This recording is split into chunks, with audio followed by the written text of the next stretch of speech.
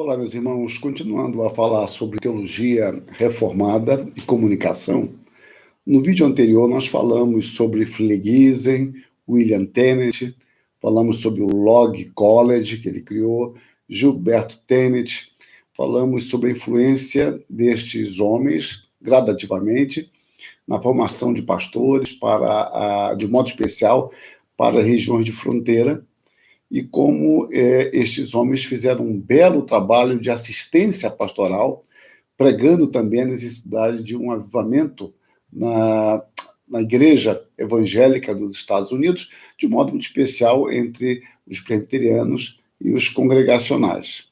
Pois bem, avancemos um pouquinho mais hoje só, e depois eu faço um corte nesta sequência, e talvez na frente, num outro vídeo, eu amarre algumas pontas.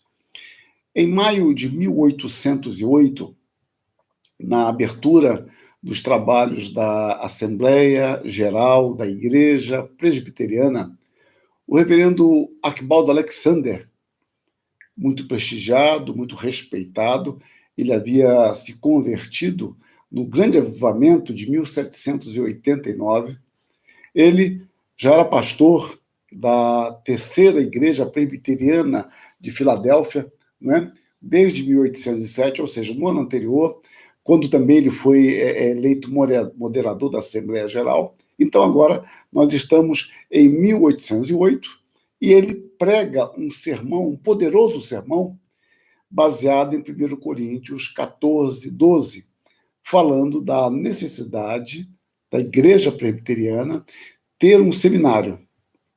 Ao que parece, este sermão foi decisivo para o projeto e criação do referido seminário, no caso, o seminário de Princeton, que eu estou tratando. Este assunto, a criação de um seminário, não era novo no seio da igreja.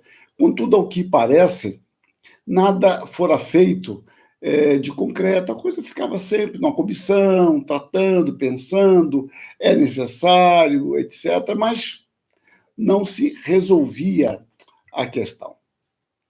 E este sermão agora vai ser decisivo, como vou mostrar daqui a pouco.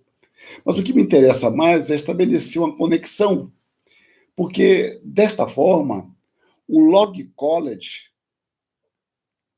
humildes começos, foi o precursor do Princeton College, em 1747, e do Seminário Teológico, que será criado em 1812, bem como de todas as outras instituições similares dentro da Igreja Presbiteriana na América.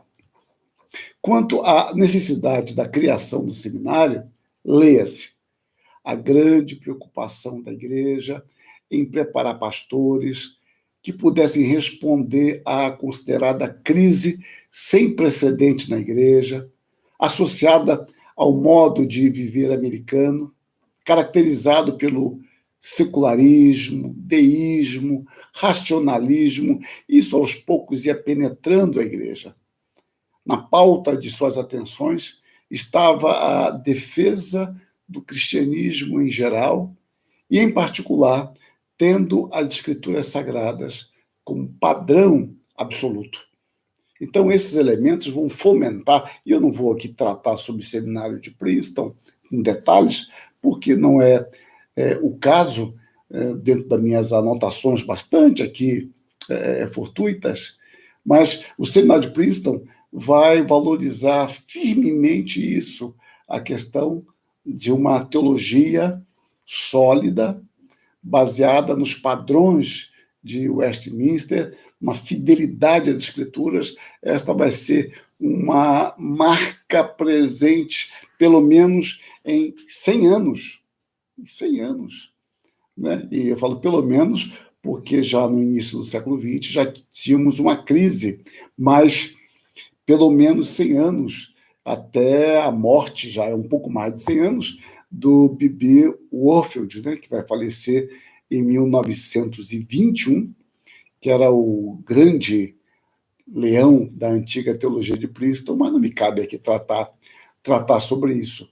Então, Princeton vai dar grande ênfase aos padrões de Westminster, autoridade das Escrituras, infalibilidade das Escrituras e também a experiência religiosa, que vai ser uma marca muito forte do Arquibaldo Alexander, que vai ser o primeiro professor deste seminário de teologia e de tudo mais, porque há algum tempo ele ficou sendo o único professor.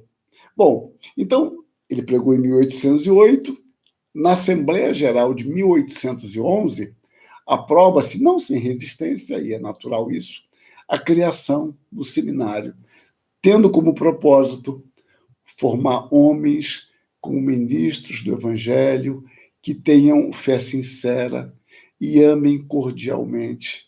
E, portanto, esforcem-se por propagar e defender em sua pureza, simplicidade e plenitude aquele sistema de fé e prática da religião, o qual está estabelecido explicitamente na Confissão de Fé e Catecismos de Westminster, e sistema de governo e disciplina da Igreja Presbiteriana, e assim perpetuar e estender, reparem, perpetuar e estender a influência da verdadeira piedade evangélica e norma do Evangelho. Pois bem, em maio de 1812, a Assembleia Geral escolhe o primeiro professor do seminário de Princeton, sendo eleito, como eu já mencionei, o reverendo Arquibaldo Alexander. E uma curiosidade é que o reverendo Arquibaldo Alexander, ele não fez seminário, ele estudou sob a tutela do reverendo William Graham e foi licenciado em 1791 e agora se torna o primeiro professor de teologia sistemática daquele seminário. E este curso, então ele foi nomeado em maio, este curso vai ter o seu início no mês de agosto daquele ano, como eu já mencionei, como único professor de todas as disciplinas, contando com 3 alunos, apenas 3 alunos. É o início modesto, início também. Alguns outros chegariam nos meses seguintes. Alexander continuaria trabalhando neste seminário até a sua morte em 1851. A vida inteira ele dedicou, digamos assim, a este seminário, que vai ser um elemento fundamental de formação teológica, não só para os presbiterianos. A matriz de Princeton vai ser uma matriz poderosa pela graça de Deus.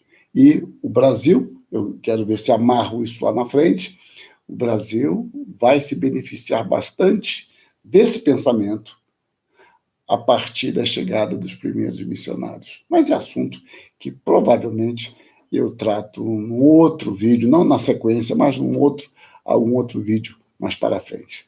Que Deus nos abençoe, nos guarde, que nos estimule a trabalhar com os recursos que Deus nos tem dado, a fim de glorificar o seu nome. Amém.